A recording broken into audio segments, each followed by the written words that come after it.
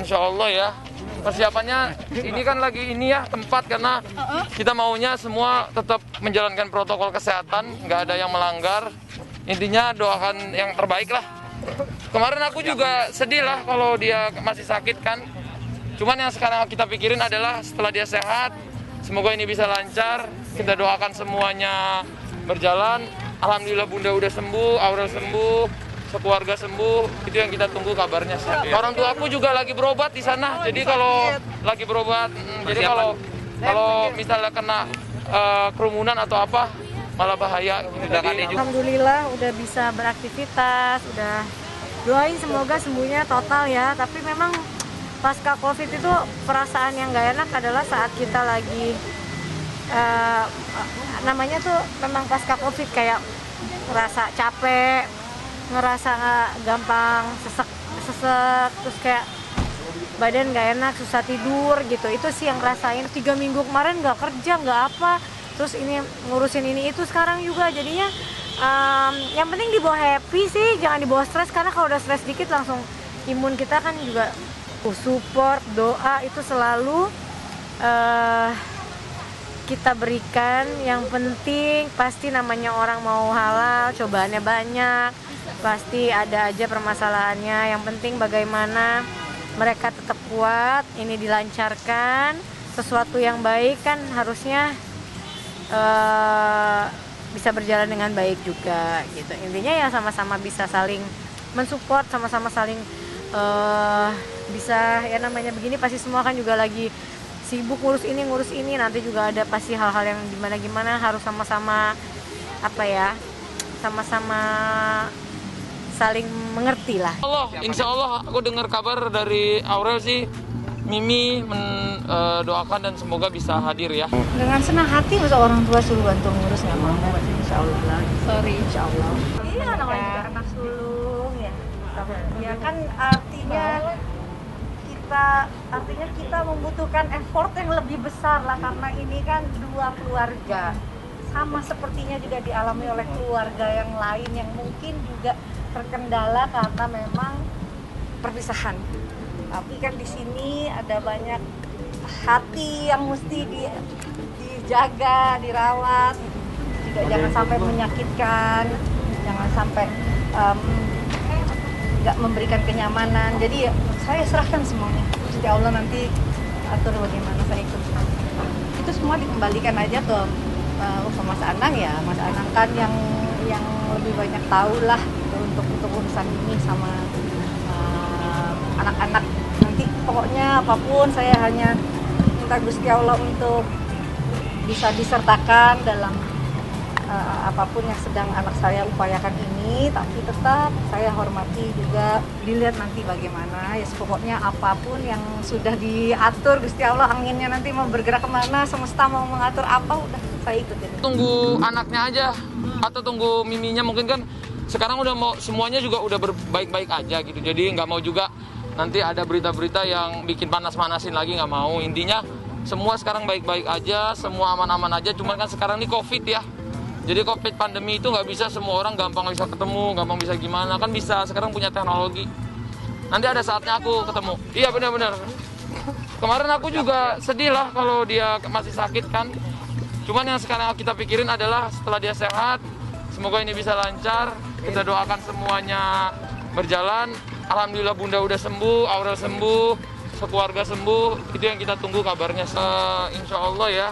Persiapannya ini kan lagi ini ya tempat karena kita maunya semua tetap menjalankan protokol kesehatan, nggak ada yang melanggar.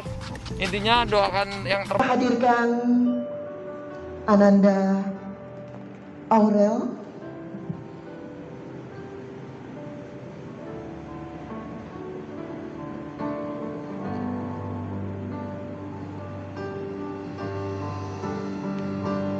Ananda Titania Aureli Nur Hermansyah yang biasa dipanggil dengan Aurel, putri tercinta dari ayah Anang Hermansyah, Bunda Asanti dan Mimi Krisdayanti.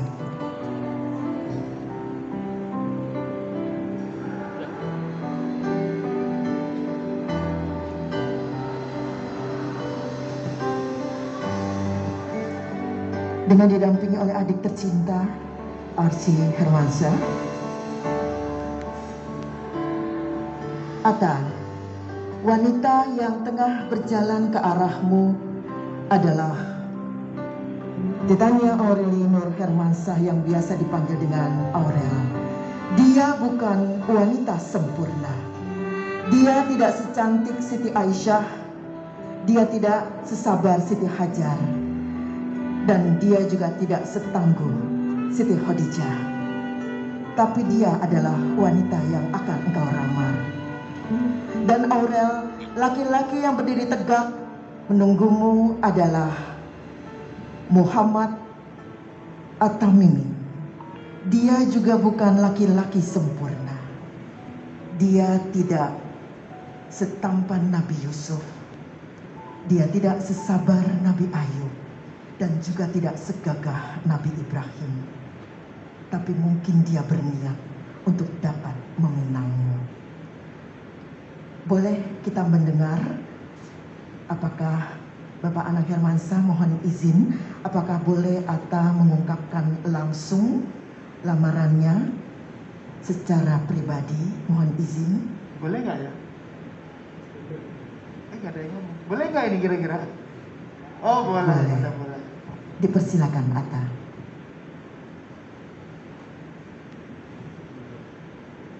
Bismillahirrahmanirrahim.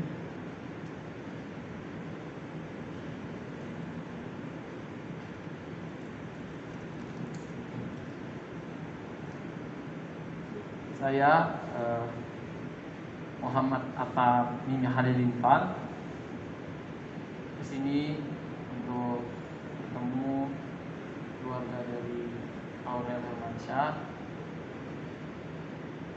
anak dari Bapak Anang,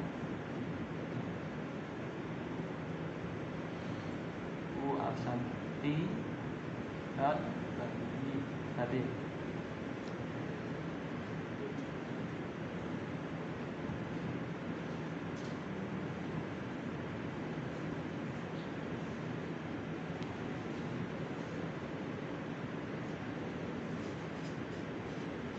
Saya ke sini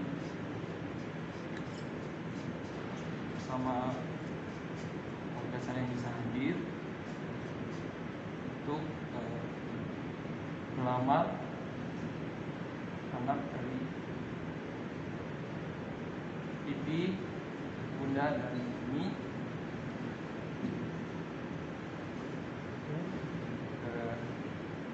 Saya pribadi dengan banyak kekurangan,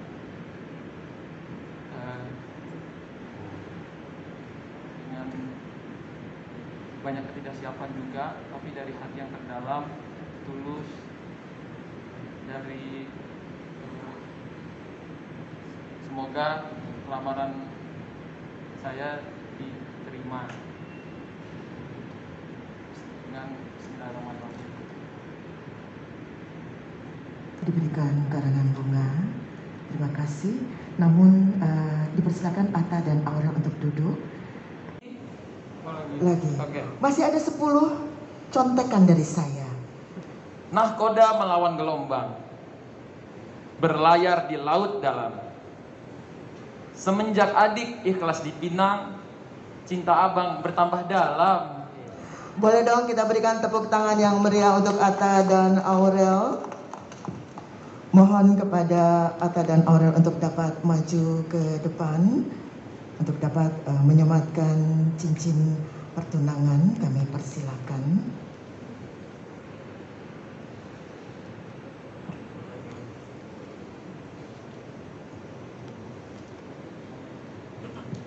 Ya, Aurel, karena tadi sudah disambut dengan pantun, sepertinya kita ingin mendengarkan suara Aurel ya. Aurel, gimana, sudah dilamar, boleh menyatakan sesuatu? Alhamdulillah, pastinya senang dan diberi kelancaran. Semoga diberi kelancaran sampai hari H nanti. Terima kasih juga buat abang dan keluarga. Terima kasih kami ucapkan kepada Aurel.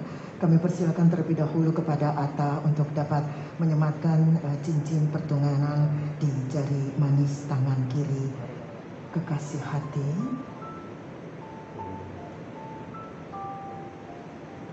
Yang perlu kalian ingat adalah pernikahan itu adalah suatu ibadah. Dan setiap ibadah selalu bermuara pada keridhaan Allah. Dan ridho Allah, ridho walidayan. Ridhonya Allah terletak di tangan orang tua kalian. Dan dipersilakan kepada Aurel juga untuk menyematkan cincin pertunangan di jari manis tangan kiri Atta. Kami persilakan. Wow.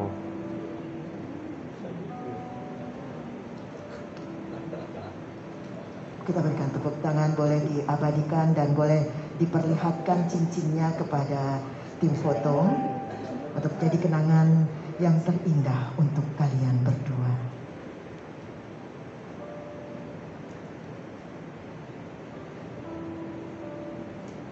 Sudah, terima kasih. Ya, boleh dipersilakan untuk dapat duduk di tempat yang sudah disediakan kembali. Kami persilakan.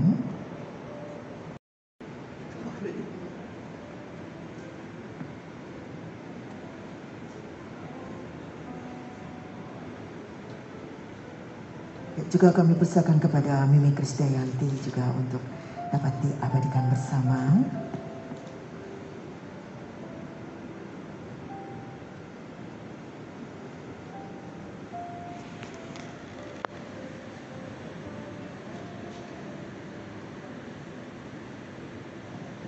Dan juga kami persilakan untuk barang hantaran balasan yang diserahkan oleh Ibu atau Bunda Asanti dan juga Mimi Krisdayanti. Kami persilakan.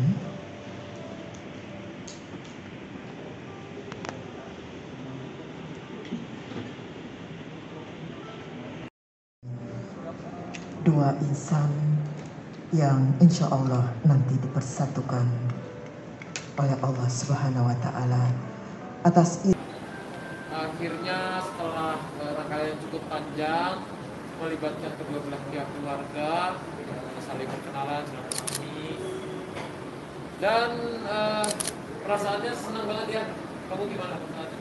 Happy? Banget. Dia senang banget, dia senang.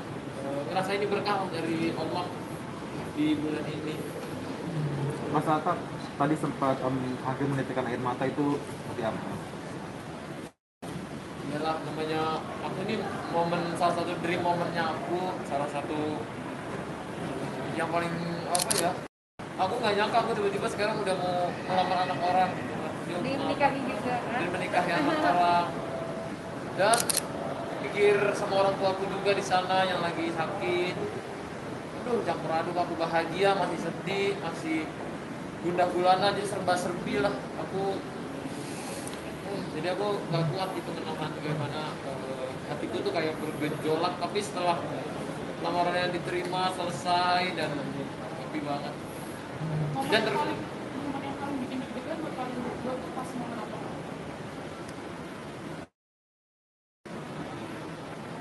momen yang paling deg-degan ini sih sekarang sih deg-degan karena kan namanya ini kan baru acara pertama ya, belum datang aja ada siraman, ada juga nikah, jadi campur aduk lah rasanya gitu, senang, tadi juga nangis, jadi alhamdulillah lancar lah.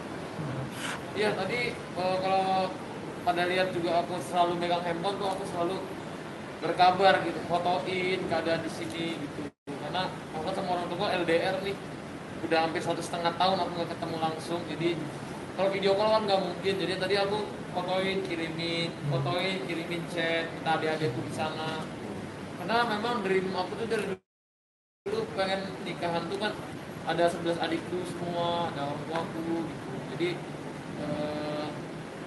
perasaannya campur aduk. Jadi waktu aku di sana tadi aku sambil berdoa gimana mau kalau bisa cepat sembuh, bisa cepat berobat lancar, adik-adikku juga segera bisa ketemu. ya kalau nggak bisa nanti insya Allah habis akad aku yang bawa dia ke Malaysia ngejenguk orang tua. Tapi yang maksudnya masih apa kayak masih sakit gitu apa yang kita Sebenarnya aku nggak mau ngasih tahu ke media dari lama sih. Sebenarnya kan bapakku tuh memang berobat di sana gitu. Udah lama, bukan hari ini doang gitu, berobatnya lama. Cuman aku kian kalau mau bapakku diserang-serang netizen gimana kan mereka harus sembuh tuh. Kalau mereka cepat sembuh ya didoain aja gitu, gak usah dibebanin. Kok orang tuanya nggak gini gitu loh. Jadi aku terpaksa lah, karena Gen Halilintar juga udah ngepost, akhirnya aku juga ikutan ngepost kalau orang tua aku tuh kemarin alhamdulillah habis operasi selanjutnya, major operation yang alhamdulillah masih masih banyak lah pengobatan yang harus dilalui, tapi kemarin itu alhamdulillah berhasil. Jadi bukan karena masih mau atau gimana, tapi kan ini tanggalnya juga udah dari lama, gimana kalau aku tidur atau gimana kan jadi nggak bisa juga. Jadi aku tetap berkabar sama di sana, telepon, video call gitu. kan bisa dibilang hari ini ada surprise itu nih, ternyata ada video sebenarnya nggak surprise sih, emang udah nilainya acara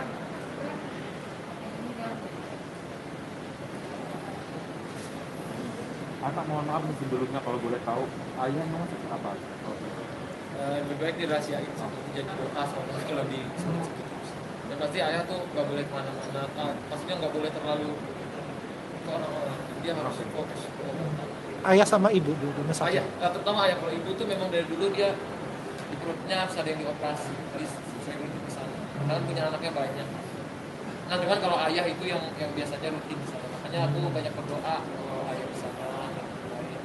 Ya selama aku dapat banget tadi dapat chat, udah jangan kepikiran apa-apa, yang penting di sana bahagia, yang penting lancar semuanya, itu udah lebih dari happy ya. Cincin kita berdua udah, cincin lamarannya udah, serangkannya semua udah aman. Aduh, serba campur aduk lah. Pokoknya kalau kamu gimana sayang? seneng lah pasti. Nah, Kak, tadi ada prosesi lamaran, kenapa? Ada 11 wanita tadi ya? 10 apa 11? 3 nggak tahu itu apa.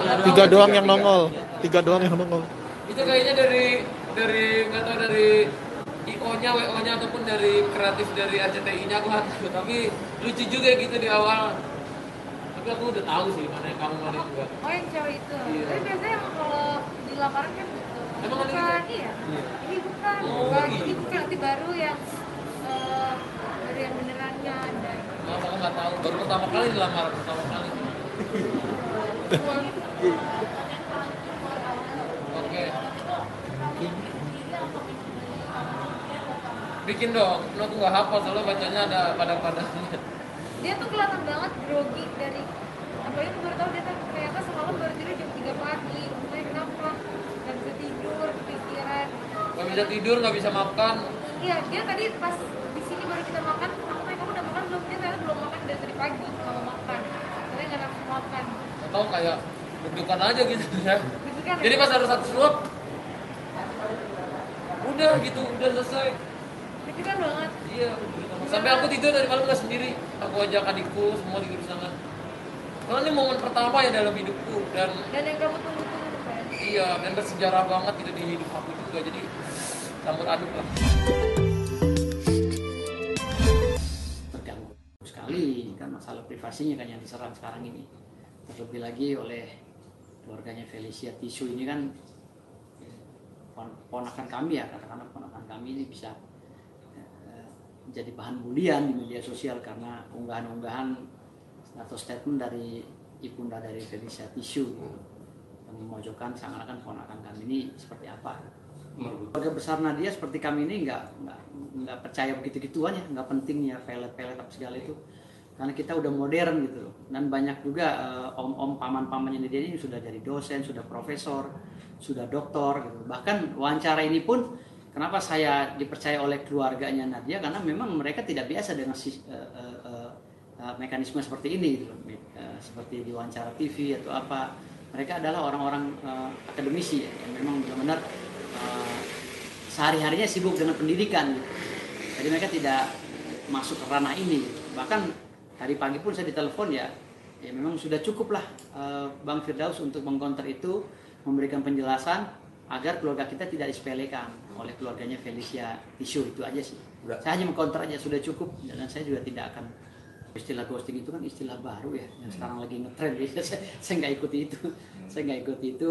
Substansinya saya hanya mengklarifikasi aja pemberitaan-pemberitaan dari media sosial tentang statementnya Ibunda Felicia gitu. Kalau masalah Kaisang pergi begitu saja, ya, menurut hemat saya hal itu juga akan haknya daripada Kaisang. Dia mau putuskan atau mau pergi, mau apa kan memang karena mereka belum ada ikatan secara resmi ya, secara negara, belum ada ikatan pertalian pernikahan. Artinya bebas-bebas saja kalau cuman mungkin ada miskomunikasi, itu bukan ranah saya. Menurut saya pribadi ini kan satu hal yang mungkin masih lumrah lah menurut kami. Ada satu orang yang memang kecewa karena hubungan tersebut. Ada juga orang yang memang bahagia, itu kan satu hal yang lumrah bagi saya. Jadi ini merupakan satu proses dalam satu peristiwa percintaan. Saya sih sebagai pihak keluarga ya, keluarga Nadia, itu hal yang ya masih wajar juga sih. Karena kan biasa kalau di Indonesia ini kan tanggapan netizen ini pasti ada pro kontra. Terlebih lagi mereka kan belum tahu tentang siapa Nadia yang sesungguhnya, gitu. Baru melihat dari luarnya saja, belum kenal secara spesifik, secara detail seperti apa Nadia kesehariannya dan latar belakangnya gitu. Tapi beliau berhalangan hadir. Alasannya apa? Tadi ada sidang kedua itu masih diundur lagi sampai ada sidang yang selanjutnya karena ada kesalahan teknis. Apa kesalahan apa mungkin? Dari pihak kelurahannya gitu, tadi saya juga lupa. Saya dengan penuh kesadaran dan ketulusan ingin memohon maaf kepada istri, keluarga, teman-teman Sabian, dan semua yang merasa tidak nyaman dengan kekhilafan yang saya lakukan. Mohon doanya, semoga saya bisa menjadi lebih baik lagi ke depannya.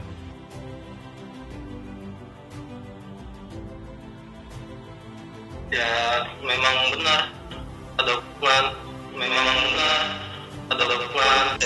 saya nyakitin Heri, nyakitin mama. Cuman gitu, keluarga udah nyerahin semuanya, Pak.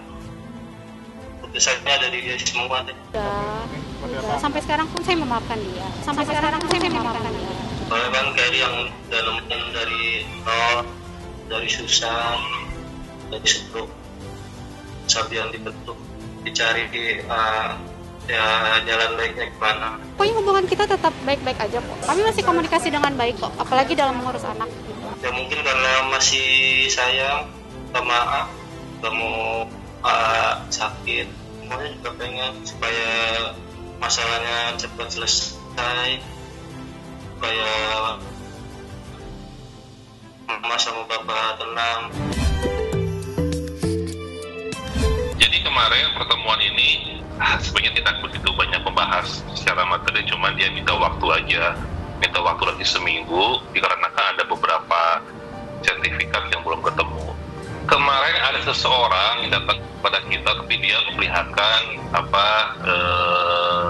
diminta oleh saudara Teddy lihat WhatsApp-nya dan juga telah dapat izin dari lawyernya gitu. Oh, berarti bisa dibilang memang dari pihak Teddy dan lawyernya itu tidak datang ya Bang, yang kemarin ya? Ya betul, padahal ya nggak datang. Katanya sih hari Senin, ya dia akan menyerahkan semua aset-aset dari Rizky Febian dan juga aset yang tadi, kepunyaan almarhumah yang tadi serahkan kepada Putri. Itu mau ada pertemuan, Bang. Pertemuan apa? Katanya ada dari pihak Teddy minta pertemuan besok. Oh, nggak ada. Coba saya cek ke stop ya. Saya cek dulu. Oh, ya tapi itu menyangkut somasinya gimana, Bang? Nggak tahu, staff saya yang beresin, saya udah nggak megang lagi soalnya.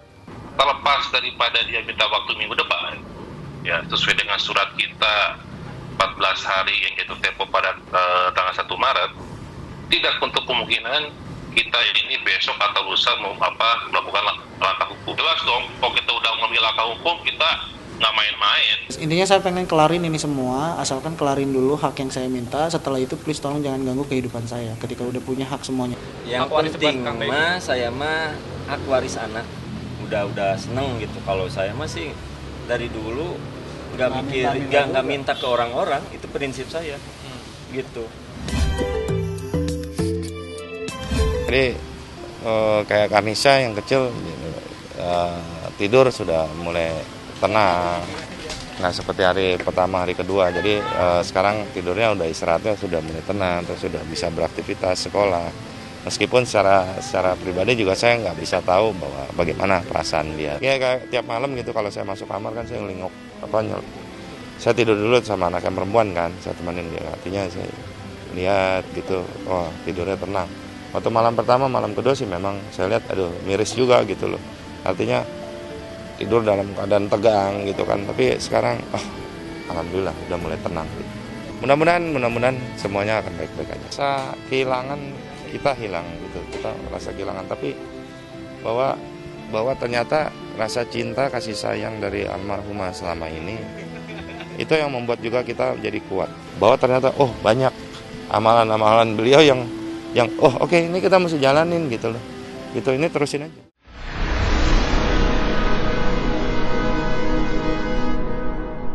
Jadi jangan lupa untuk subscribe Cumi Cumi. Ditekan ya tombol lonceng merahnya.